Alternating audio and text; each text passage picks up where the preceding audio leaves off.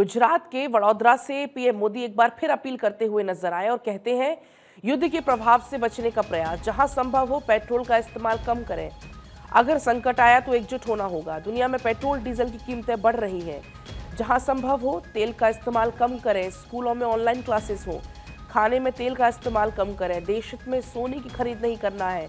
हालात सामान्य होने तक सोना ना खरीदें। तो प्रधानमंत्री ने ये दूसरी बार अपील की है। बैक टू बैक दो जब जनसभाएं संबोधित प्रधानमंत्री कर रहे थे तो उन्होंने इस बात का जिक्र बार बार किया है कि मिनिमम 1 साल तक आप सोने के गहने ना खरीदें, कम से कम तेल का उपयोग करें। तमाम जो कार्यालय हैं, तमाम जो ऑफिसेज हैं, दफ्तर हैं, उन्हें वर्क फ्रॉम होम की सलाह दी जा रही है। तो दुनिया इस वक्त जो कि संकट से जूझ रही है, मिडिल ईस्ट में जो हालात बने हुए हैं वो किसी से छिपा हुआ नहीं है। और ऐसे में प्रधानमंत्री ने इस बात का जिक्र किया कि भारत के पास पेट्रोल और डीजल के तेल के कोई बहुत बड़े बड़े कुएं नहीं है। हमें बाहर से कच्चा तेल बुलाना पड़ता है। अब जब बाहर ऐसी स्थिति है तो ऐसे में हम सबको देशभक्ति दिखानी होगी। इसका जिक्र प्रधानमंत्री करते हैं, कहते हैं पेट्रोल डीजल आपको बचाना होगा।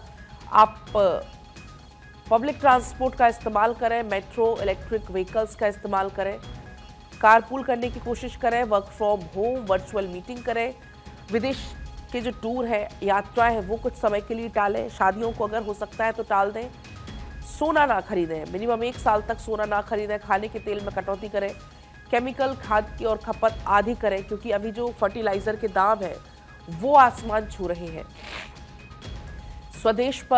स्वदेशी सामानों पर जोर देने का भी जिक्र यहाँ पर करते हुए प्रधानमंत्री नजर आते हैं। विदेशी मुद्रा बचाने पर भी जोर यहाँ पर प्रधानमंत्री की तरफ से दिया गया। प्रधानमंत्री ने कहा वर्क फ्रॉम होम ज्यादा से ज्यादा ऑफिसेज में हो जहां पर संभव हो सकता है। मेट्रो का इस्तेमाल करें, रेलवे से सामान भेजें, ई व्हीकल का इस्तेमाल करें। संकट का समाधान क्या है? पेट्रोल डीजल का इस्तेमाल कम करें, साल भर सोना ना खरीदें। अगर आप विदेश यात्रा कर रहे हैं तो 1 साल के लिए आप टाल दें। खाने के तेल में कटौती का भी जिक्र यहाँ पर प्रधानमंत्री करते हुए नजर आए। और बैक टू बैक 2 बार ऐसा हुआ जब प्रधानमंत्री जनसभाओं को संबोधित कर रहे थे तो वो एक बड़े मंच से देशवासियों को संबोधित कर रहे थे। उस दौरान उन्होंने इन बातों का जिक्र किया कि जिस तरीके से सोने के दाम लगातार आसमान छू रहे हैं, तो ऐसे में आप अगर गहने नहीं खरीदेंगे 1 साल तक मिनिमम, तो स्थिति को सामान्य किया जा सकता है।